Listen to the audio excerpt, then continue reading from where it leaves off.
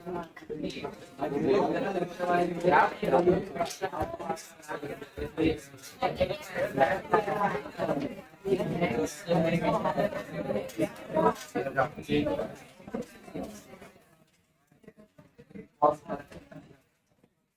बेटा शुरू करें।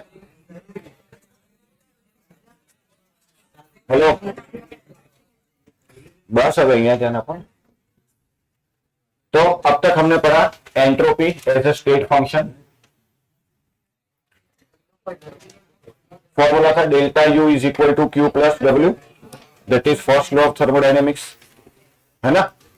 दूसरा बेटा delta U is equal to Q V, delta U is equal to Q V. इसका मतलब heat exchange at constant volume is internal energy change. Adiabatic work done on system is also internal energy change. सही है। And mathematical notation of first law of thermodynamics. If work done on the system, then W will be positive. If work done by the system, if heat is absorbed, if heat is released, यहां तक बात हुई थी।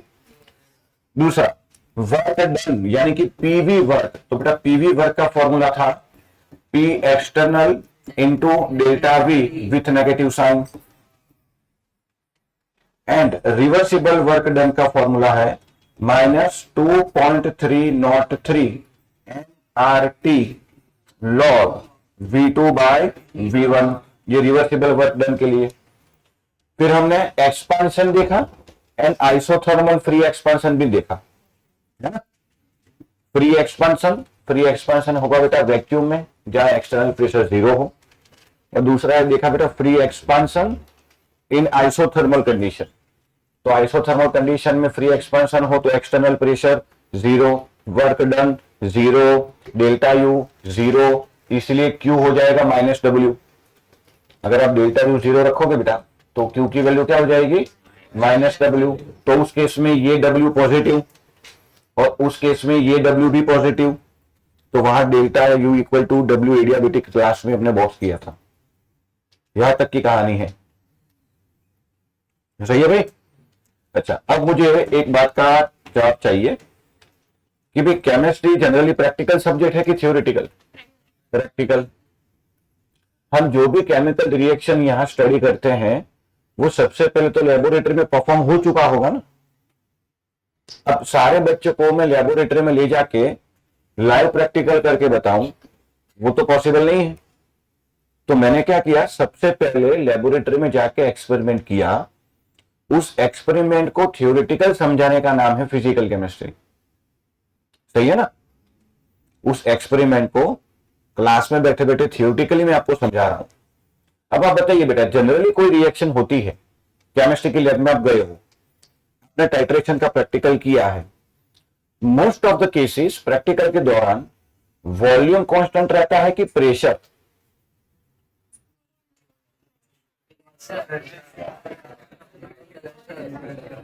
आप titration करते हो, 10 ml pipette से आपने कॉनिकल फ्लास्क में ऐड किया, फिर ब्यूरेट से ड्रॉप बाय ड्रॉप ऐड करके आप टाइट्रेट करते हो, फिर कलर चेंज नोट करते हो। वॉल्यूम तो चेंज हो रहा है ना बेटा, बट प्रेशर।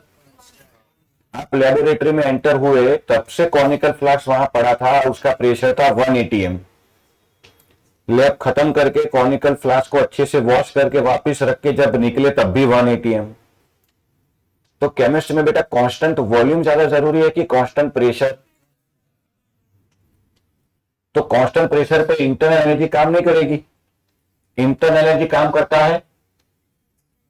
हाँ, मतलब हमें एक नए स्टेट फंक्शन की जरूरत पड़ेगी और वो है एंथैल्पी, जो हमें कांस्टेंट प्रेशर पर, समझ आया? एंथैल्पी की जरूरत क्या है, समझ में आया? क्योंकि मोस्टली रिएक्शन जो होती है वो कांस्टेंट प्रेशर पर होती है। इसका मतलब ये नहीं है कि कांस्टेंट वॉल्यूम वाली कोई रिएक्शन है ही नहीं, मोस्टली जनरली।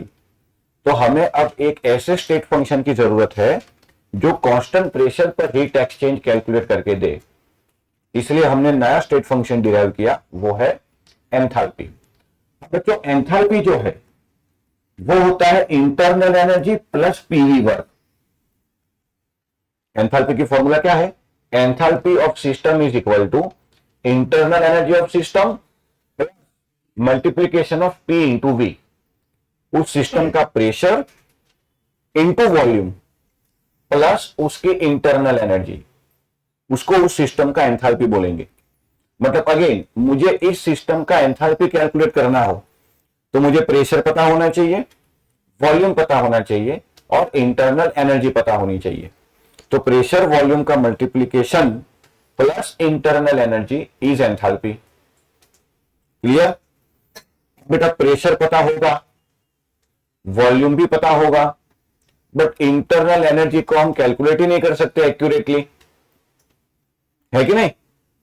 मतलब इस इक्वेशन को डेल्टा से मल्टीप्लाई करो तो delta H is equal to delta U delta into PV, that is equal to delta H delta U plus delta P into V plus V into delta P. अच्छा एक ही हो गया, हाँ, P delta V plus V delta P. अब सही है बेटा? दोनों को बारी बारी डेल्टा देना पड़ेगा ना, मल्टीप्लीकेशन में है तो। बेटा हमारे लिए इंपॉर्टेंट टर्म ये है कि प्रेशर कांस्टेंट हो, तो at constant pressure delta P तो होगा नहीं, तो at constant pressure delta P is 0, तो ये पूरी टर्म ही चली जाएगी।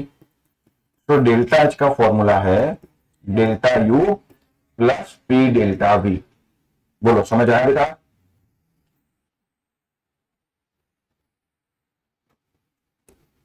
ठीक है, delta H is equal to delta U plus P delta V. तो अब तक के बेटा जो फॉर्मूले थे उसमें अब इसको जोड़ दो, एंथैल्पी वाले फॉर्मूला ऐड करेंगे।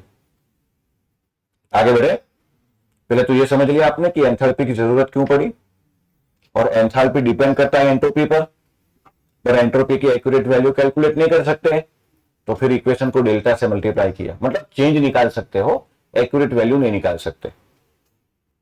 ठीक है भाई? अच्छा, इसको हम फ्लॉट से भी डिराइव कर सकते हैं। देखो फ्लॉट का फॉर्मूला है delta U is equal to Q plus W. अब अगर जनरली बेटा हम सिस्टम पे वर्क करते हैं, जनरल केस तो यही कहता है कि भाई मान लो मुझे ये चेयर को पुल करना हो तो मुझे उसके ऊपर वर्क करना पड़ेगा कि वो अपने आप होगा। ये चेयर जो है वो अपने आप अपनी पोजीशन कब चेंज करे? जब बहुत तेज बवंडर आया हो, तब ये इसे मतलब work done by the system तब होगा। फिर मुझे इस कुर्सी को उठा के यहां लगाना हो तो मोस्ट ऑफ द केस में देखना work done on the system होगा, work done on the system होगा। आपको पढ़ने के लिए कहना पड़ेगा, कभी ऐसा थोड़ी होता है एक का कंडीशन में कि आप खुद ही पढ़ लेते हो। That is work done by the system.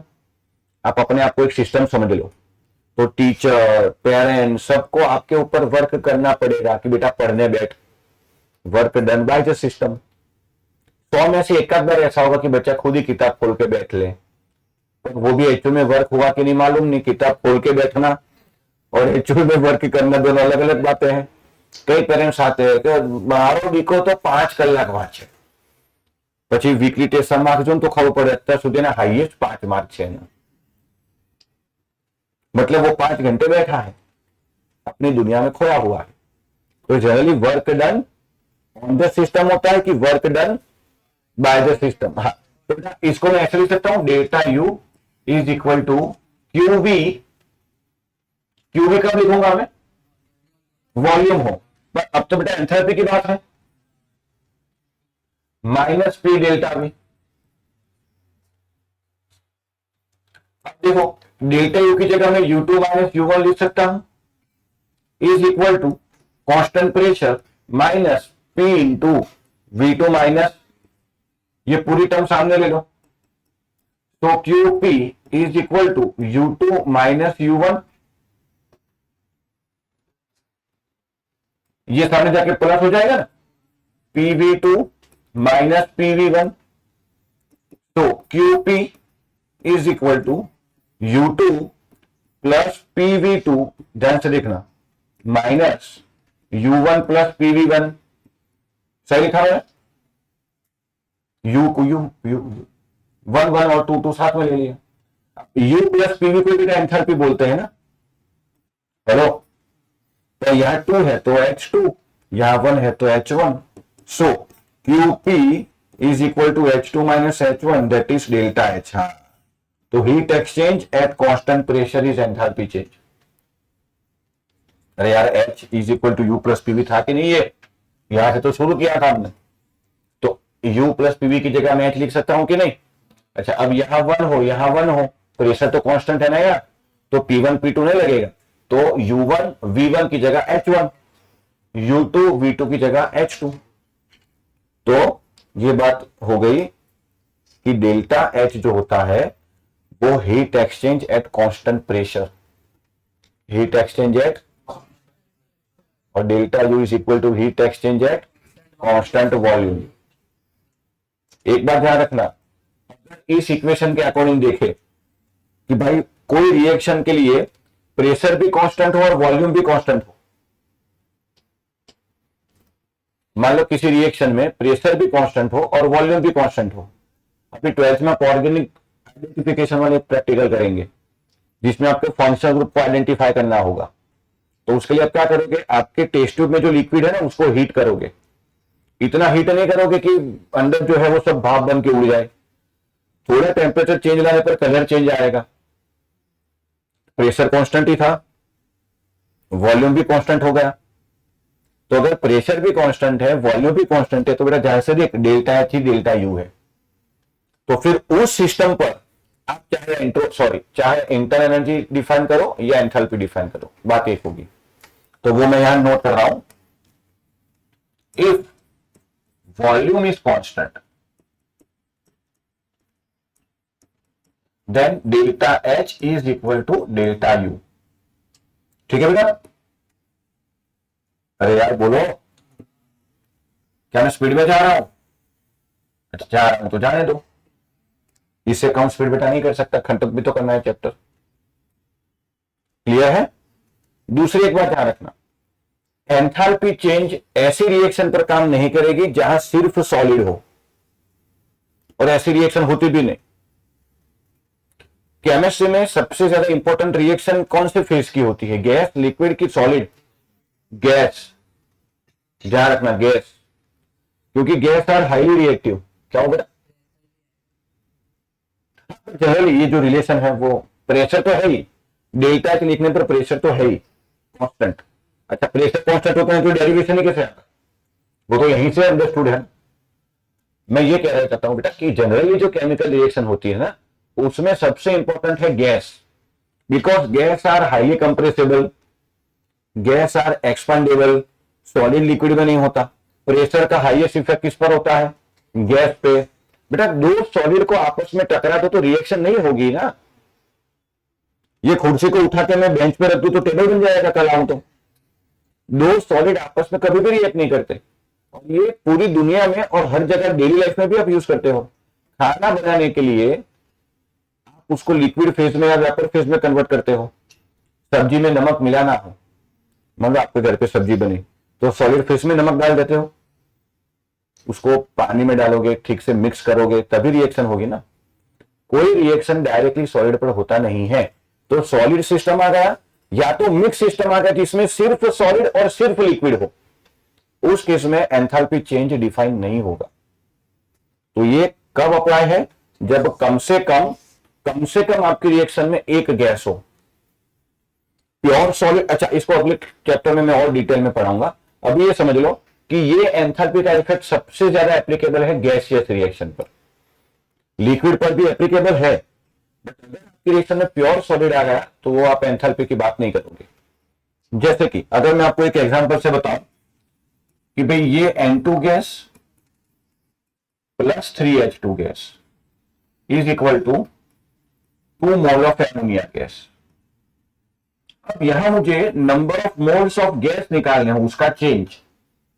N मतलब मोल, G मतलब गैस, डेल्टा मतलब change. Change is equal to final minus initial, तो moles of product minus moles of reactant. N2 minus N1 की जगह मैंने क्या लिखा? Product minus reactant. अच्छा, बट यहां सिर्फ गैसियस फेज वालों को कंसिडर करना। तो बताओ number of moles of gas product में कितने हैं, 2 moles, minus number of moles of gas reactant में कितने हैं, दैट इज इक्वल टू -2। तो ऐसे नंबर ऑफ मोल्स का डिफरेंस निकालेंगे। एक और एग्जांपल देखो, CaCO3 solid gives CaO solid plus CO2 gas. जल्दबाजी मत करना और गलती मत करना। बताओ डेल्टा एनजी क्या होगा, 1। सॉलिड काउंट नहीं करना है, सॉलिड काउंट नहीं करना है। मैंने लिखा है डेल्टा एनजी मतलब मोल्स ऑफ गैस का डिफरेंस। यहां इसको काउंट करेंगे, इसको, तो बेटा नंबर ऑफ प्रोडक्ट गैसियस कितने हैं, अच्छा, और नंबर ऑफ रिएक्टेंट गैसियस कितने हैं, तो number of moles of gaseous product 1, number of moles of gaseous reactant. तो क्या इसके ऊपर एंथैल्पी चेंज डिफाइन होगा, जोरदार होगा, धूमधाम से। सभी गैस है, इसमें होगा, हाँ, सॉलिड के साथ गैस भी तो है, प्योर सॉलिड होगा तो डिफाइन ही नहीं करेंगे और ऐसी केमिकल रिएक्शन आएगी भी नहीं। इसको हम इक्विलिब्रियम में फिर से भी समझेंगे, डोंट वरी जी। हाँ, तो क्या फर्क पड़ता है, उसका जो रीजन है अभी बता रहा हूं थोड़ी देर में। अभी आप जो बोल रहे हो ना वो हम थोड़ी देर में समझेंगे। क्या मैं आगे जा सकता हूं? आप जिस तरह से बैठे हो, जो एनर्जी हाई बताई है आप लोगों ने, मुझे भी बहुत एनर्जेटिक फील हो रहा है। पहला लेक्चर बताओ जी। क्यू पे कहां उतर गया, ये उतर गया पूरा। ये क्या है, इसमें कुछ गड़बड़ है? मैं तो ना मेरी गलती एक्सेप्ट करता हूं, मेरा मैथ्स वीक है। मेरा क्या, मुझे फाइनल फॉर्मूला पता है कि ऐसे आएगा। हो सकता है बीच में कोई मैथमेटिकल एरर हो सकती है मेरे से कि माइनस में। अच्छा, मेरा मैथ्स वीक है मतलब इतना नहीं कि मैं फेल हुआ था। हेलो, जहां तक मेरे मैथ्स का सवाल है मैं ठीक ठाक कर लेता हूं। हाँ, मैं इंटीग्रेशन डिफरेंशिएशन उतने अच्छे लेवल पर नहीं कर सकता, बट केमिस्ट्री में जितना मैथ्स आता है उतना तो मैं कर ही लूंगा। तो केमिस्ट्री में जो यूजफुल मैथ्स है उसमें तो मैं आपसे बेहतर ही हूं, क्योंकि अल्टीमेटली मुझे आंसर मालूम है। तो मैं कोई ना कोई जुगाड़ कर लूंगा। फिर भी बताओ कुछ हो तो।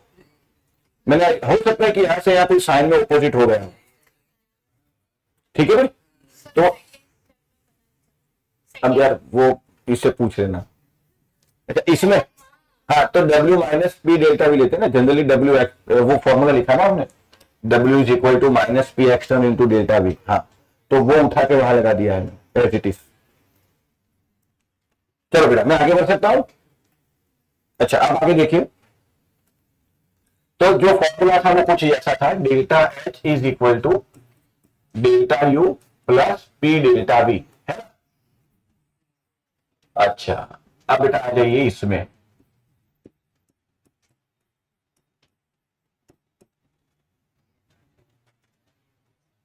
अच्छा, इससे पहले मैं कुछ लिख दूं।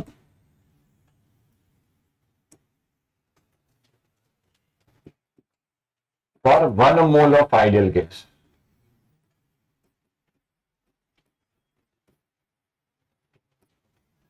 PV1 is equal to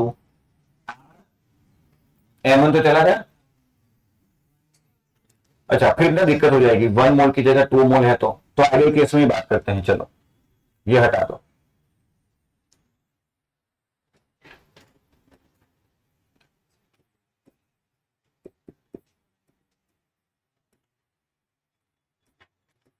PV1 is equal to N1RT,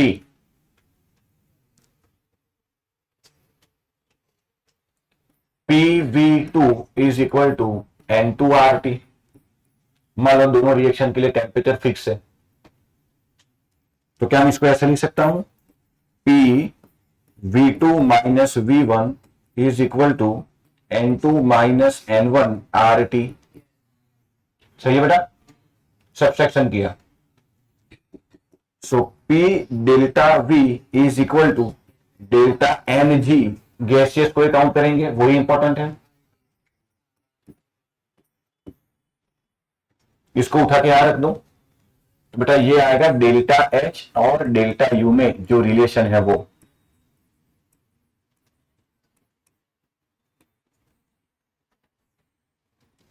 what is the relation between delta H and delta U, वो डेल्टा एन जी डिसाइड करेगा। कैसे? अच्छा, if delta N G is 0 तो देख वही बात हो जाएगी, delta H is equal to, if delta N G greater than 0 तो डेल्टा एच बड़ा होगा डेल्टा यू से। और तो बोल रहे थे ना नेगेटिव आया तो उस केस में एंट्रोपी सॉरी इंटरनल एनर्जी ज्यादा होगी एंथैल्पी से। तो इससे पता चलेगा कि डेल्टा एच और डेल्टा यू में रिलेशन क्या है। सही है ना? अरे यार ये 0 हो तो ये टर्म चली गई। अच्छा, ये अगर पॉजिटिव है तो डेल्टा यू में कुछ जोड़ने पर डेल्टा एच मिलेगा ना, तो डेल्टा एच की वैल्यू ज्यादा आएगी। फिर मान लो डेल्टा यू है 100, डेल्टा एन जी है 1, पर आर इंटू टी करोगे तो 1 में कुछ मल्टीप्लाई करोगे तो 100 प्लस समथिंग, तो उस केस में डेल्टा एच ज्यादा होगा डेल्टा यू से, और उस केस में डेल्टा एच कम होगा डेल्टा यू से। तो अगर किसी रिएक्शन में डेल्टा एन जी नेगेटिव है कि पॉजिटिव, वो देख के बता सकते हो आप। पॉजिटिव मतलब 1 भी आ गया। हाँ बताओ, इस केस में डेल्टा एच बड़ा होगा कि डेल्टा यू? इस केस में डेल्टा एच कम होगा डेल्टा यू से, और इस केस में बड़ा होगा डेल्टा यू से। सिंपल है। दूसरी एक बात ध्यान रखना बेटा, always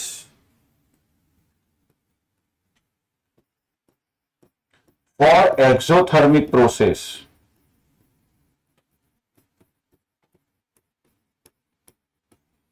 delta H is negative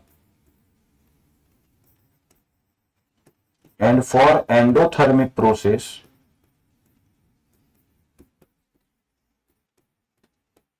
delta H is positive। बोलो इतना याद रखोगे? और बेटा वो आपने ऑलरेडी याद रखा ही हुआ है, अगर हीट एब्जॉर्ब हुआ, हीट रिलीज हुआ, बराबर। अब हीट एब्जॉर्ब हुआ, प्रेशर कांस्टेंट, तो उसी हीट को अब एंथैल्पी बोलेंगे। इसलिए अब तक आगे जो चैप्टर पढ़े थे उसमें एंथैल्पी वर्ड आता था, इंटरनल एनर्जी नहीं, ionisation enthalpy, electron gain enthalpy.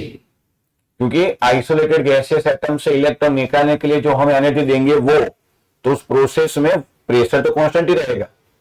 Experiment तो आप अर्थ पे ही करोगे ना, कि मून पर जाके करोगे, क्योंकि अलग प्रेशर है। तो इलेक्ट्रॉन एंटर होते समय जो एनर्जी चेंज आए वो एंथैल्पी, इलेक्ट्रॉन गेन एंथैल्पी। तो जनरली बेटा सारी रिएक्शन कांस्टेंट प्रेशर पर होती है, इस वजह से जनरली ऐसा बोला जाता है कि change in energy is enthalpy, but actual meaning है change in energy at constant pressure is enthalpy. But enthalpy word use होते ही ये अंडरस्टूड होगा कि प्रेशर कांस्टेंट ही होगा। तो अब जैसे जैसे प्रोसेस बदलेगी वैसे वैसे एंथैल्पी का नाम बदलेगा, जैसे ionisation enthalpy, electron gain enthalpy, bond enthalpy. तो एंथैल्पी के आगे जो नाम लगे ना वो प्रोसेस का नाम है। बॉन्ड एंथैल्पी, बॉन्ड तोड़ने के लिए जो एनर्जी देनी पड़े वो। फिर एटमाइजेशन एंथैल्पी, तो मॉलिक्यूल से एटम बनाने के लिए। फॉर्मेशन एंथैल्पी, फॉर्म करने के लिए। Lattice enthalpy, hydration enthalpy, solvation enthalpy. तो ये सारे वर्ड्स देख के डरने का नहीं, एंथैल्पी आते ही energy exchange at constant pressure. अब आगे जो वर्ड लिखा है उससे डेफिनेशन बना लो, एटमाइजेशन एंथैल्पी। ऐसी बहुत सारी एंथैल्पी हम पढ़ेंगे, ठीक है? क्या मैं आगे बढ़ूं? तो ये फॉर्मूला ध्यान रखना, relation between delta H and delta you. Clear है? अच्छा,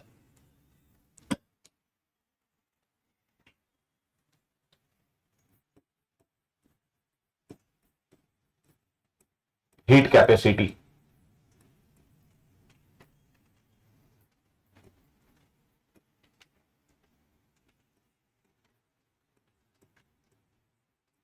amount of heat required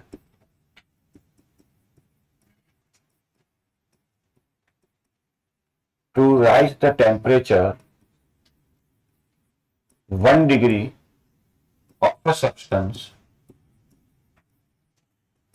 is called heat capacity.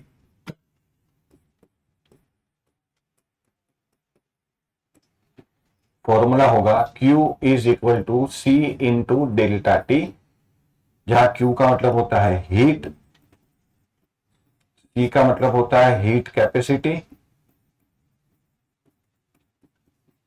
और डेल्टा टी तो है ही। तो इससे ये फॉर्मूला ऐसे भी बन सकता है ना, C इज इक्वल टू, तो हीट कैपेसिटी होता है बेटा C is equal to Q upon delta T. यहां तक अगर बच्चे हीट और टेम्परेचर में डिफरेंस नहीं समझे तो गड़बड़ हो जाएगी। हीट और टेम्परेचर में डिफरेंस समझते हो? टेम्परेचर अनडिफाइंड टर्म है, टेम्परेचर में और हीट में वो डिफरेंस है जितना डिफरेंस घड़ी में और टाइम में है। ये एग्जांपल दिया था मैंने। What is the difference between watch and time?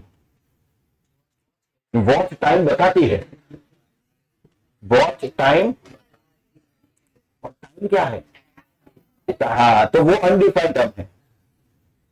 तो टेम्परेचर डिफरेंस करना है तो वो हीट के थ्रू होगा। टेम्परेचर ऐसा कोई डेफिनेशन नहीं दे सकते, है काफी कॉम्प्लेक्स है। सिंपल तरीका मैंने ये बताया था, मेजरमेंट ऑफ हॉटनेस और कोल्डनेस इज टेम्परेचर।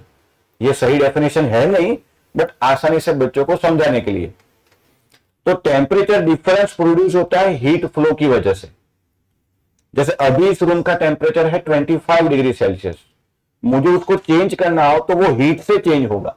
एसी बंद कर दूं और बर्नर लगा दूं तो हीट डिफरेंस की वजह से टेम्परेचर डिफरेंस अराइज होगा। तो Q अलग है, T अलग है, दोनों को मिक्स मत करना। दूसरी बात, हीट कैपेसिटी का बेसिक मतलब होता है कि किसी भी सब्सटेंस की हीट कैपेसिटी कितनी है, वो कितनी हीट को सहन कर सकता है। बेसिकली मैं आपको कितना टॉर्चर दूं ताकि आप सहन कर पाओ, that is your torture capacity. कोई 2-3 दिन का टॉर्चर सहन करके भाग जाए, कोई लास्ट तक डरा रहे। फॉर एग्जाम्पल, मान लो मैंने पानी और नमक दोनों को गर्म किया। नमक अभी रूम टेम्परेचर पर है, दैट इज 25 डिग्री सेल्सियस। पानी भी रूम टेम्परेचर पर है, दैट इज 25 डिग्री सेल्सियस। दोनों को मैं गर्म किए जाऊं, आपको क्या लगता है पानी की हीट कैपेसिटी ज्यादा है कि नमक की? क्योंकि पानी तो 100 डिग्री आए पर भाप बन जाएगा, नमक नहीं बनेगा।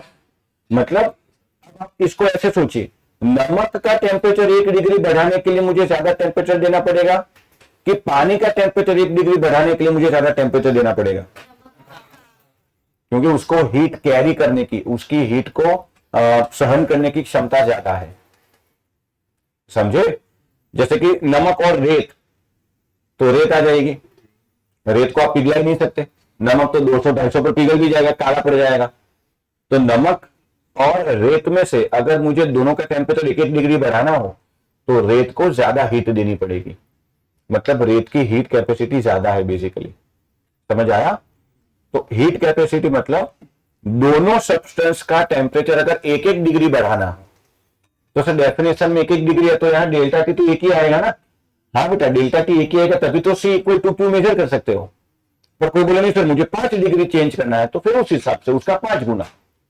अरे यार, डेफिनेशन में अगर आपने डेल्टा टी चेंज 1 डिग्री किया, उस समय आपने जो हीट दी उसी को हीट कैपेसिटी बोलोगे ना। इसलिए जनरल डेफिनेशन में डेल्टा टी 1 डिग्री है। एक्चुअल कंडीशन में 1 डिग्री ना हो, जो चेंज आएगा वो मान लो 5 डिग्री हो, 10 डिग्री हो, पर 1 डिग्री का चेंज पता हो तो उसको 10 गुना करना आसान है ना। इसलिए स्टैंडर्ड टेम्परेचर डेफिनेशन में 1 डिग्री है। अच्छा, और क्योंकि यहां अमाउंट है इसलिए ये एक्सटेंसिव प्रॉपर्टी होगी। Heat capacity is extensive property, amount पर डिपेंड करने वाली चीज। ठीक है। दूसरा है बेटा स्पेसिफिक हीट कैपेसिटी। अरे वाह, हाँ, स्पेसिफिक हीट कैपेसिटी।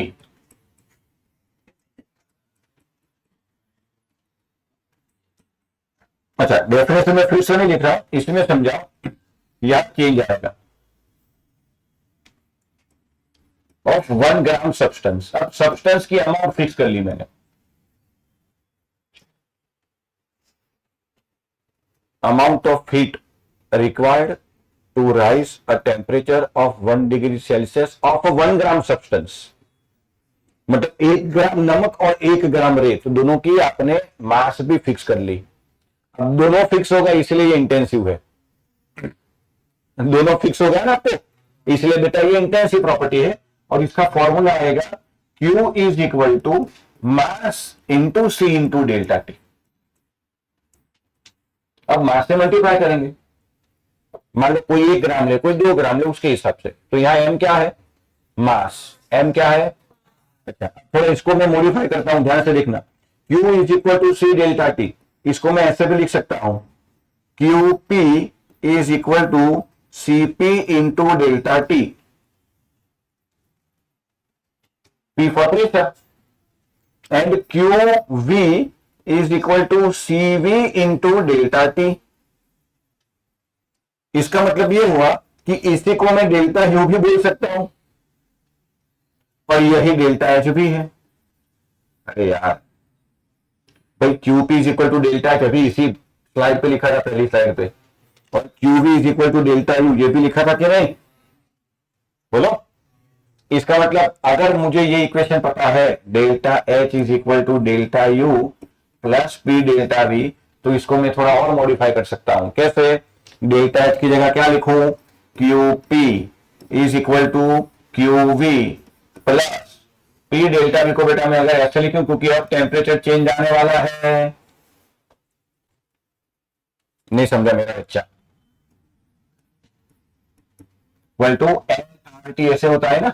मैं मोल का 1 मोल फिक्स कर लूं तो मोल हट गया, पर क्योंकि दोनों के लिए मुझे टेम्परेचर तो चेंज लाना ही है ना, 1 डिग्री ला या 10 डिग्री ला, तो अब यहां मैं लिख सकता हूं P delta V is equal to mole 1 है, आर गैस कांस्टेंट है, कांस्टेंट टेम्परेचर चेंज, तो पी डेल्टा वी की जगह मैंने क्या लिखा, आर डेल्टा टी। सही है। अब क्यूपी की जगह लिख CP delta T is equal to CV delta T plus R delta T. Delta T common cancel, CP is equal to CV plus R. बेटा इसका मतलब ये हुआ कि सीपी और सीवी का जो रेशियो है वो कांस्टेंट हो जाएगा, उनका सब्सट्रैक्शन एडिशन सब कांस्टेंट, क्योंकि टेम्परेचर डिफरेंस 1 ही है, मोल भी 1 है।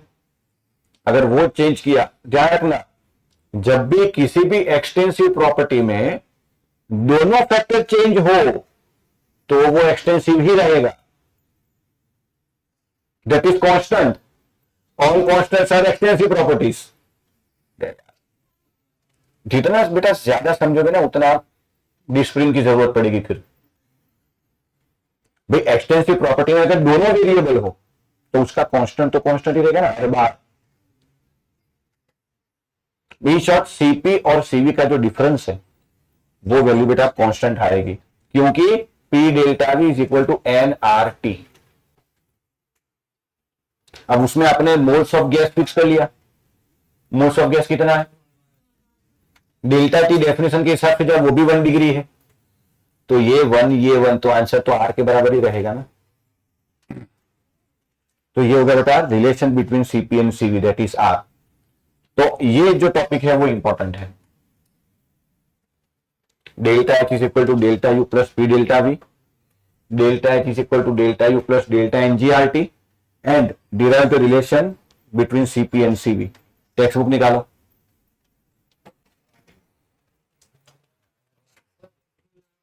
हाँ बेटा, सॉरी फेयर बुक में, फेयर बुक में तो हाँ ये है, कंटिन्यूसली जा रहे हैं हम, मतलब टेक्स्ट बुक निकालो बताता हूँ।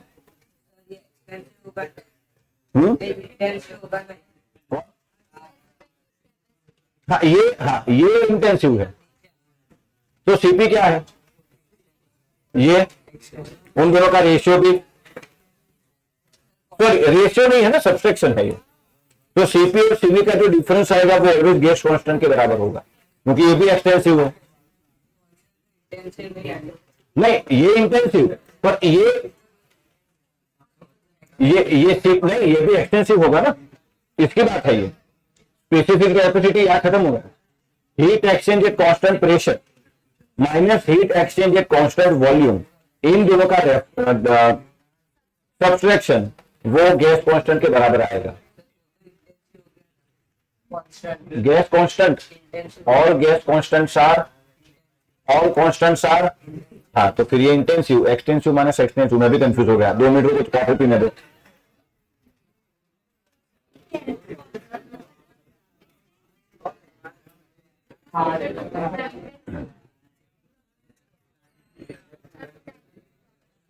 थर्मोडायनेमिक्स प्रॉपर्टी में हमने ये लिखा था कि all constants are intensive property. Okay, और हमने दूसरी बात ये लिखी थी कि extensive upon extensive if both are changing then intensive. तो बेटा इन दोनों का रेशियो मतलब ये इस केस में extensive minus extensive is equal to intensive होगा। मैं लिख देता हूं, कहा गया पेन?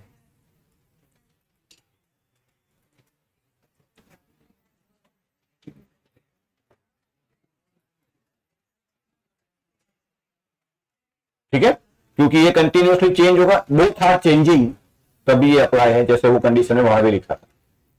अच्छा, अब टेक्स्ट बुक देखो बेटा, एक टेक्स्ट बुक मुझे लो।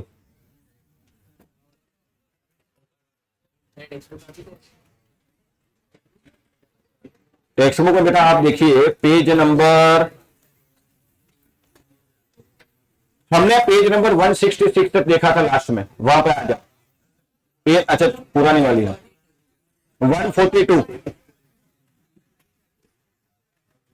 नहीं और पीछे, हाँ प्रॉब्लम नंबर 5.2 के ऊपर, प्रॉब्लम 142, प्रॉब्लम नंबर 5.2 के ऊपर देखो सभी बच्चे, सही है? लास्ट में हमने वहां तक देखा था for adiabatic change delta U is equal to W adiabatic. अब उसके सामने से आज हमने शुरू किया था, that is enthalpy a useful new state function. उसमें देखो, we know that the heat absorbed at constant volume is equal to the change in internal energy, that is delta U is equal to QV. But most of chemical reaction are carried out not at constant volume but in flask or test tube under constant atmospheric pressure. So we need to define another state function which is suitable for this condition, that is enthalpy. वहां से शुरू करते करते आप सारी चीजें पढ़ते जाओगे तो नीचे आपको ये फॉर्मूला मिलेगा, delta H is equal to delta U plus P delta B. तो ये यहां पर है, देखो ये क्या है ना, वो है देखो इक्वेशन 6.6 देखो, हाँ सॉरी जो भी है, ठीक है भाई।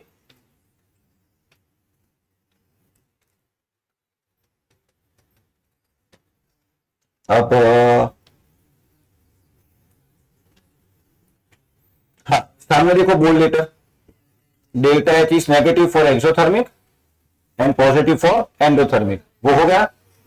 अच्छा, अब एक और नीचे देख, पर at constant volume delta U is equal to 0, therefore delta H is equal to delta U. मतलब उस केस में आप, अच्छा इन लोगों ने क्या लिखा है, delta H is equal to delta U is equal to QV is equal to QP भी हो सकता है, नो वरी, क्योंकि आप डेल्टा यू डिफाइन करो या डेल्टा एच डिफाइन करो उस केस में जहां प्रेशर चेंज भी ना हो, वॉल्यूम चेंज भी ना हो, बराबर।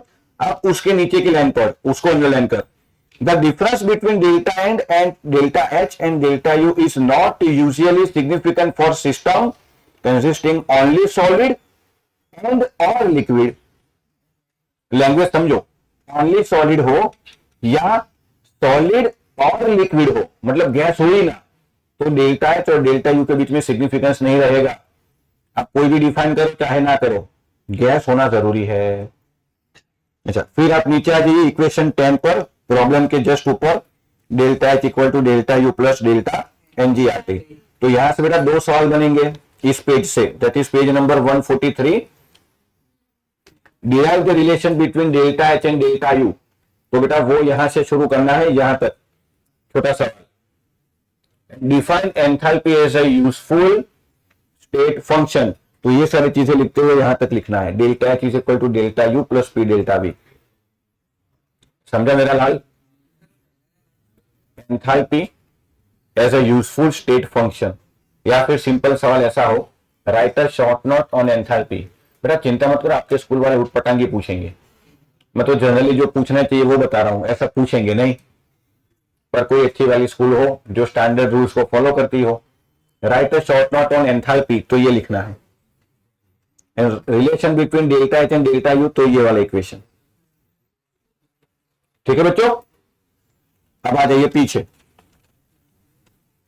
पीछे आपको मिलेगा एक्सटेंसिव प्रॉपर्टी, इंटेंसिव प्रॉपर्टी, उसके बाद है हीट कैपेसिटी। मिला? अच्छा, हीट कैपेसिटी में ये कोएफिशिएंट लिखा है, उसकी चिंता मत करो, वही है सी। अच्छा, उसमें पढ़ते जाओगे ना तो आपको स्पेसिफिक और मोलर हीट कैपेसिटी भी मिलेगी। जैसे अगर मैं यहां 1 ग्राम की जगह लिख दूं ना 1 मोल सब्सटेंस, तो फिर यहां मोल आ जाएगा। तो हीट कैपेसिटी मतलब किसी भी सब्सटेंस का टेम्परेचर 1 डिग्री बढ़ाना हो। Specific heat capacity 1 gram substance का टेम्परेचर 1 डिग्री बढ़ाना हो। मोलर हीट कैपेसिटी 1 मोल सब्सटेंस का टेम्परेचर 1 डिग्री बढ़ाना हो। तो वहां पर एक साइन दिखेगी आपको CM, M for molar heat capacity, तो उसको देख के डरना मत, जरूरत आएगी मैं तब डिफाइन करूंगा, डोंट वरी। अब आप पीछे आ जाइए, वहां आपको CP और CV का रिलेशन मिलेगा। इक्वेशन 11 है ना, इक्वेशन 11, हाँ वो ये है MC डेल्टा T, इसका न्यूमेरिकल में यूज करेंगे। और नीचे है बच्चों CP minus CV is equal to R। तो ये तीसरा important question, derive the relation between CP and CV। बोलो डन। अब हम देखेंगे मेजरमेंट एक्चुअल में डेल्टा एच और डेल्टा यू का कैसे करते हैं। Then types of different enthalpies, बहुत सारी एंथैल्पी है, उन सबको डिफाइन करेंगे। तो फिर हमारा आधा चैप्टर खत्म होगा, मतलब अभी एक और लेक्चर लगेगा आधा चैप्टर खत्म होने में, अभी हाफ भी नहीं हुआ।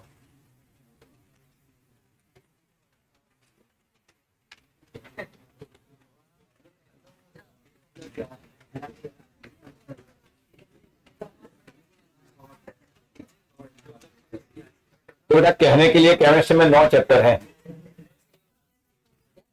अच्छा, आप देख रहे हो तो एक बार इक्विलिब्रियम भी काउंट कर लो।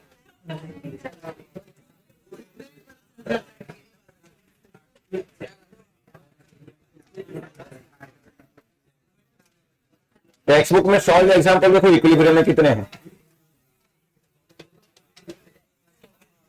हाँ, लास्ट एग्जांपल 28। अब एक्सरसाइज के देख, 73 प्लस 28 101 નો ચાલ્યો છે પૂરો। આપણે ચાલ્યો કરવા જઈએ ને લગ્ન પ્રસંગમાં, હા એટલે આમાં 101 નો ચાલ્યો કર્યો છે બેટા। पूरे नीट की एग्जाम में इक्विलिब्रियम का वेटेज 4 क्वेश्चन का है। नीट में इक्विलिब्रियम से 4 सवाल आते हैं। 4 सवाल मतलब 16 मार्क्स, 16 मार्क्स मतलब 1600 रैंक का फर्क पड़ जाएगा। और जेई में 2 सवाल, 2 सवाल मतलब 8 मार्क यानी 800 रैंक का फर्क। और ये चैप्टर पूरी सीजन चलेगा मतलब सर्दियों में शुरू होगा, चैप्टर खत्म होते होते समर आ जाएगा। और फिर तो एक नया सब्जेक्ट आने वाला है, मतलब अब तक आप 3 सब्जेक्ट पढ़ रहे थे, वो सब्जेक्ट ही लगे, वो पढ़ते पता ही नहीं चलेगा केमिस्ट्री पढ़ रहे कि क्या है क्या ये, क्योंकि ना कोई फॉर्मूला, ना कोई डेरिवेशन, ना कोई न्यूमेरिकल, ना कोई डेफिनेशन, हर जगह कार्बन। इतना ध्यान रखोगे ना, कार्बन sp3 टेट्राहेड्रल 4 बॉन्ड, उससे केमिस्ट्री होगी बस। Carbon sp3 tetrahedral 4 bond. तो इसलिए दिवाली के बाद उसके लिए एक्स्ट्रा लेक्चर मैंने इसलिए पहले से बोल रखा था कि दिवाली तक स्कूल जाओ ताकि आपकी 70% अटेंडेंस हो जाए। फिर वीक में 3 लेक्चर इक्विलिब्रियम पढ़ेंगे और बाकी 1-2 लेक्चर ऑर्गेनिक के साथ करने पड़ेंगे, वरना इक्विलिब्रियम खत्म होने की वेट करेंगे फिर तो टाइम बचेगा ही नहीं। और बेटा ध्यान रखना, 11th जब खत्म होता है ना तब सारी जगह पे दौड़ा दौड़ और मारा मारी होती है, क्योंकि सेशन चेंज हो रहा है, बच्चे 11 to 12 मूव करते हैं। उसी समय सबसे बड़ा झोल होता है आप लोगों के साथ, क्योंकि उसी समय चल रहा होता है ऑर्गेनिक। और अगर ऑर्गेनिक का फाउंडेशन वीक होगा ना तो 12th में आपका 48% का नुकसान है, क्योंकि 12th में पार्ट 2 पूरा ऑर्गेनिक है। बाजू में ही बैठे हैं बच्चे, पूछ लेना। क्योंकि ये ऐसा सब्जेक्ट है जो रट भी नहीं पाओगे। इसमें तो चलो समझ नहीं आया, रट लिया। ऑर्गेनिक के मैं आपको 4 क्वेश्चन दे दूं ना कि कल एग्जाम है, आप रट नहीं पाओगे। मैं डरा नहीं रहा, पहले से समझो। देखो कुछ बच्चे ऐसे होंगे जो ऑर्गेनिक को बहुत एंजॉय करेंगे, और कुछ बच्चे ऐसे होंगे जो रेगुलरिटी मेंटेन नहीं रखेंगे, डिसिप्लिन मेंटेन नहीं रखेंगे। 11th के 2 चैप्टर ठीक से पढ़ लो, 12th में बाकी सारे बच्चे टेंशन में होंगे, आप उन पे हंसोगे। बताओ इसमें टेंशन है इसको, बहुत ही स्कोरिंग सब्जेक्ट है। और जो बच्चे रटने में होशियार है उनके लिए इनऑर्गेनिक जैसा कोई सब्जेक्ट, मतलब हर तरह के बच्चों के लिए केमिस्ट्री में कुछ ना कुछ है। जो दिमाग लगाना नहीं चाहता बस उसको रटना है, तो बेटा इनऑर्गेनिक। इनऑर्गेनिक तेरे लिए आशीर्वाद के समान है। केमिकल बॉन्डिंग, पीरियोडिसिटी 3-3, 4-4 बार पढ़ लिया कर, ज्यादा दिमाग मत लगा। एनसीईआरटी की लाइनों को निचोड़ निचोड़ के पढ़ ले, तेरा जेईई नीट का सवाल वहीं से आएगा। जिनको न्यूमेरिकल बेस में मजा आता है, जैसे कि ए ग्रुप वाले बच्चे जनरली फिजिकल को एंजॉय करते हैं न्यूमेरिकल करने, क्योंकि फिजिकल में न्यूमेरिकल के ही सवाल आएंगे। तो बचा क्या? तो बी ग्रुप वालों को जनरली इनऑर्गेनिक स्कोरिंग लगेगा, ए ग्रुप वालों को जनरली फिजिकल स्टॉक स्कोरिंग लगेगा। तो ये दोनों तरफ, अब जिसकी ऑर्गेनिक में पकड़ मजबूत है उसका ओवरऑल मेरिट ऊपर जाएगा। ए ग्रुप वालों को केमिस्ट्री डाउन करेगा, बी ग्रुप वालों को फिजिक्स डाउन करेगा। तो ये सब्जेक्ट को अगर किसी ने अपने अपने हिसाब से संभाल लिया, क्योंकि देखो मैथ्स में मार्क्स अच्छे आने ही हैं। अच्छा जेईई की नहीं बात कर रहा हूं, जनरली मैथ्स में आपके मार्क्स अच्छे आने ही है, क्योंकि इसलिए तो तूने मैथ्स लिया था। अच्छा मैथ्स के साथ फिजिक्स का कॉम्बो ऑफर बढ़िया लगता है, तो मैथ्स प्लस फिजिक्स आपके 12th में बोर्ड में मेरिट ऊपर ले जाएंगे। तो केमिस्ट्री को अगर आपने संभाल लिया तो ओवरऑल मेरिट बढ़ेगा, सिंपल सा लॉजिक है। सिमिलरली बायोलॉजी का और केमिस्ट्री का कॉम्बो अच्छा लगता है। बायोलॉजी में अभी आप बायोमोलिक्यूल पढ़ रहे हो ना, DNA, RNA, nucleic acid, RNA, वो सब 12th में फिर से पूरा चैप्टर ही करना नहीं है बायोमोलिक्यूल। तो आप सोचो बायोलॉजी में बायोमोलिक्यूल से नीट में 4 सवाल आने हैं, केमिस्ट्री में भी बायोमोलिक्यूल से 2 सवाल आने हैं, तो 6 सवाल का तो काम कॉमन है आपका। तो बायोलॉजी प्लस केमिस्ट्री का कॉम्बो अच्छा लगता है, उसको फिजिक्स डुबाएगा। तो फिजिक्स में थोड़ा ग्रिप कर लो तो भी आपका अच्छा होगा। कोई बच्चा ऐसा नहीं है जिसके तीनों सब्जेक्ट खुंखार हो, तो इट्स ओके, बी नॉर्मल। हाँ ऐसे बहुत सारे बच्चे जिसके तीनों बर्बाद हो। मैथ्स बोले मालूम नहीं, केमिस्ट्री बोले क्या होता है ऐसा, फिजिक्स हाँ याद है थोड़ा बहुत, पिछले महीने कुछ हुआ था। तो ऐसे बच्चे होंगे जिसका तीनों खराब हो। तो तीनों में से बेटा एक सब्जेक्ट आपका वीक हो। अच्छा वीक से मेरा मतलब ये नहीं कि उसमें बहुत हालत खराब है आप फेल हो जाओगे, उतना तो आप मेहनत कर ही लोगे, बट जो वीक है ना उसको ज्यादा टाइम दो कंपेयर टू अदर 2 सब्जेक्ट, क्योंकि आपके पास चॉइस नहीं है। फिजिक्स, केमिस्ट्री, मैथ्स तीनों में अच्छे नंबर आएंगे तब जाके मेरिट में आओगे। मैथ्स में 100 हो और फिजिक्स में 65 हो, नहीं चलेगा। इससे अच्छा मैथ्स में भी 85 हो, फिजिक्स में भी 85 हो, तो मेरिट अच्छा होगा। टोटल करके देख ले। और अल्टीमेट टारगेट ना बेटा गवर्नमेंट इंजीनियरिंग कॉलेज का रखना। आप लोग अभी हल्के में ले रहे हो, आगे समय बहुत खराब है। टीसीएस में से जॉब चली गई लोगों की, बताओ, जो सबसे सिक्योर कंपनी मानी जाती है। टीसीएस मतलब टीसीएस कंपनी का जो नेटवर्थ है वो टोटल नेटवर्थ पाकिस्तान के जीडीपी के बराबर है। एक company is equal to GDP of whole country. उसमें से 1500 2000 करके इंजीनियरों को निकाल रहे हैं। नई हायरिंग 2 साल से हुई नहीं, 2 साल से। तो आपको जो मजाक, जो इंजीनियर का जो पहले रुतबा और स्टेटस था ना, वो धीरे धीरे कम हो रहा है। अनलेस अगर आप कोई अच्छी डिग्री से पास आउट है तो इंजीनियरिंग कॉलेज में डिग्री की वैल्यू होती है, मेडिकल में नहीं है ऐसा। मेडिकल में आप प्राइवेट से पढ़ो या गवर्नमेंट से पढ़ो, डिग्री सर्टिफिकेट के ऊपर लिखा आएगा medical council of India, MCI। तू प्राइवेट कॉलेज से पढ़ेगा तो भी वही लिखेगा, गवर्नमेंट से पढ़ेगा तो भी। जबकि इंजीनियरिंग में यूनिवर्सिटी लिखा जाता है IIT दिल्ली, सिर्फ IIT नहीं, IIT दिल्ली, IIT गांधीनगर। हाँ तो वो गई वैल्यू, IIT दिल्ली की वैल्यू। हाँ तो IIT में भी ऐसा कंपटीशन, मजाक थोड़ी कर रहा हूं, आपको पता ही है सब बातें। अच्छा अब आप तेरी कॉलेज की डिग्री के ऊपर लिखा है Vishwesh Pandya college of engineering. नहीं नहीं सही बात है। अपने आप ये डिग्री के चक्कर लगाओ, 10 कॉलेज है, वीपीआईटी, केबीआईटी, एनवीआईटी, एसपीआईटी, मैं आईटी, तू भी आईटी। तो पहले तो कोई भाव नहीं पूछेगा ऐसी डिग्री होगा। मजाक नहीं कर रहा हूं। 4 साल आपके आसपास की कॉलेज वाला जो ठेला लेके जा रहा है ना इंजीनियरिंग में, तो 4 साल के लिए उसके पेरेंट्स समाज में और सब जगह बोलेंगे ऐसे, मेरा बेटा इंजीनियर। 4 साल बाद अब देख लेना 15-20 हजार से शुरू करेगा। तो बेटा साल का 15,000 मतलब महीने का 15,000 ना, साल का 2.25 लाख हुआ। महीने का 15,000, एक साल का 2.25 लाख। और आईफोन 70 प्रो 2,30,000 का है। अब 2 TB वेरिएंट आ गया। अभी अगर तेरी सैलरी 2 लाख है, मतलब तू एक साल के तेरी सैलरी से आईफोन नहीं ले सकता, बता दे।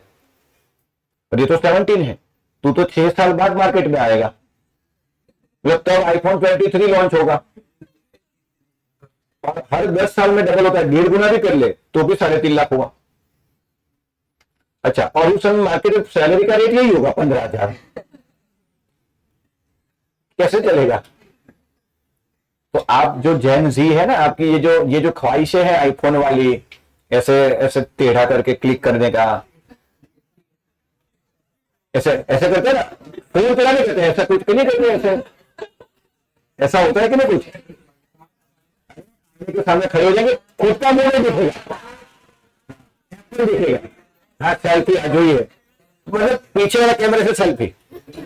आप जिन लोगों, अच्छा वो सब हफ्ते बाद ईएमआई वाले लाइन में खड़े होंगे 2-4 घंटे और आईफोन दे दो, गरीबों की तरह बोलेंगे ईएमआई। आईफोन ऐसे जिसमें 24, 25, 26 ईएमआई लगती है। जो एक्चुअल में आईफोन परचेस करने वाला होगा, क्या वो लाइन में लगेगा? 2-2.5 लाख रुपए बोल के किसी प्यून को भेजे, जाने करा।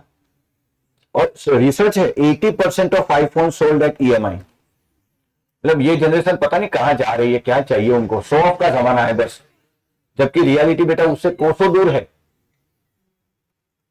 कि ये जो ड्रीम है ना, ये करना है वो करना है, उसके लिए मम्मम चाहिए, है कि नहीं? देखना, जिस बंदे के पास पैसा होगा ना, उसकी बॉडी लैंग्वेज, उसके चेहरे पर कॉन्फिडेंस दिखेगा आपको। और जैसे शोबाजी कर रहा होगा ना, आईफोन लेके घूम रहा होगा, उसकी बैंक अकाउंट में 5,000 रुपए नहीं होंगे। देख लेना। सबसे ज्यादा मॉडिफाइड होता है हीरो स्प्लेंडर। स्प्लेंडर लेके वो जाएगा पतला सा। मैं तो देखता हूं ना उस तरफ के एरिया में, ज्यादातर यहाँ थोड़ा ट्रेंड कम है, वो बाइक के टायर में वो ब्लू लाइट लगवाएगा, क्रेटा जैसा हॉर्न डलवाएगा। पिछले महीने में अनफॉर्चुनेटली बाइक लेके बस चल गया, मैं कार लेके जाता हूँ, बाइक लेके गया तो शांति से चला रहा था, पीछे से हॉर्न आया तो स्प्लेंडर निकला। अच्छा, और वो सारे लोग ऐसे पतले ऐसे और यूं करके चलाएंगे, छत ऐसे उड़ रही होगी, बादरी लग रहा है, ऐसे लगता है चल जाए उनको। 11-12 वाले वो जनरली थोड़ा इंटरेक्शन शुरू हो जाता है। तो जब हमारा छूटने का टाइम जो होता है ना 10 साल से, और उस कॉम्प्लेक्स में बहुत सारी कोचिंग है, तो पार्किंग में ऐसे सब स्टैंड लगा के खड़े होते हैं अपने अपने पार्टनर का इंतजार करते हुए। मतलब मैं तो कहा, तो उसका स्टाइल, उसका ऑरा जो देखोगे ना, मतलब स्प्लेंडर को सिंगल स्टैंड पे चलाएंगे, सिंगल स्टैंड, स्टीयरिंग और स्टैंड डायरेक्शन ऑपोजिट, ऐसे छपरी जैसे स्लीपर पहने होंगे, कलरफुल शर्ट, यहां से फटा हुआ, यहां से फटा हुआ, ऐसे अगर सुनो मजा आएगा। और ऐसे स्प्लेंडर में आप तुम्हारा बटन बताया, तुम्हारा बटन होंगे। अच्छा, यही स्प्लेंडर लेके पेट्रोल पंप पे जाएगा, 30 में पेट्रोल पे गरीब भारत स्प्लेंडर बड़ी की मॉडल की फ्लोर को बैठा। उसके बाद वो महारानी की एंट्री होगी जिसके लिए वेट कर रहा था, निकलेगा, सारे ऐसे दुपट्टे में ऐसे आंख भी ना खुली, उसकी आंख के अंदर दुपट्टा घुस गया होगा, यहां से लेके सारे ऐसे निकलेगा। मतलब फिर वो मतलब पता नहीं कौन है, मतलब हो सकता है उसमें से मर्द निकले कोई, जो स्प्लेंडर वाले उसको भी नहीं मालूम है कौन है, उसको देखा है, उसको दिखा दिया और ऐसे मतलब ऐसे सब लपेट के बराबर, और दोनों के बैठने के बाद भी स्प्लेंडर में पीछे इतनी जगह खाली, दोनों इतने ही तो है बराबर, और फिर वो क्रेटा हॉर्न बजा के टॉ करके निकलेगा। तो ऐसे जो भी जाते हैं वो सब इलीगल फकीर सब घर पे जाके। अच्छा, उनका मतलब लेवल भी अल्टीमेट लेवल का होता है, क्या करेंगे ना, ये करेंगे वो करेंगे, फलाना, घर जा शांति से सो जाए, मैं पेन चला यूट्यूबर बनूंगा। आप देखो कितने फूड ब्लॉगर बहुत चले हैं आजकल, मतलब मैं तो देखता हूँ ना वहां जो मैंने देखा उधर जाने का ही नहीं, सब वेल्ले, कोई काम धंधा है नहीं, क्या करने का, ज्यादा मूड मार के आ जाने का, यहाँ 4 पकौड़े खा ली, बोले तेरा पब्लिसिटी करूंगा, और वो बोले 20 रुपए में कर रहा है, ठीक है खा ले फोकट में, फिर ऐसे भी कुछ करने वाला, उस बारे मेरे 4-5 लोग देख लेंगे। कभी आपने देखा लिज्जत का एड, कानावटी दाबेली का देखा आपने कभी फूड ब्लॉग? ये सब लुखे लोग सोशल मीडिया इन्फ्लुएंसर। अच्छा, इसका ये गली के कुत्ते इन्फ्लुएंस नहीं होते उससे, ऐसे स्प्लेंडर लेके निकले तो उसी के गली के कुत्ते उसके पीछे भाव करें, दुनिया को इन्फ्लुएंस करेगा ये। तो कहने को ये जेन जी है नहीं, मैं आप लोगों का टैलेंट जो अभी के बच्चे ना, हमारे समय आप बेटा बहुत मल्टी टैलेंटेड हो, आपके अंदर जो स्पार्क है ना बस उसकी कमी है, आप बहुत, हाँ आप लोगों में वो पावर है बट आपके पास डायरेक्शन नहीं है। दूसरा सबसे बड़ी जो कमी है आप लोगों में, सबसे बड़ी, वो तो है ही, वो तो है ही, डिसिप्लिन और वो सब बात तो है ही, पेशेंस नहीं है बिल्कुल, और पेशेंस नहीं है तो कंसंट्रेशन भी नहीं आएगा। मतलब आपको सब इंस्टेंट चाहिए, ये मैगी वाली जनरेशन है, मैगी खाएगा और फेयर लवली लगाएगा, बापू बन के निकलेगा, नहीं बुरा लगा मतलब फेयर एंड हैंडसम।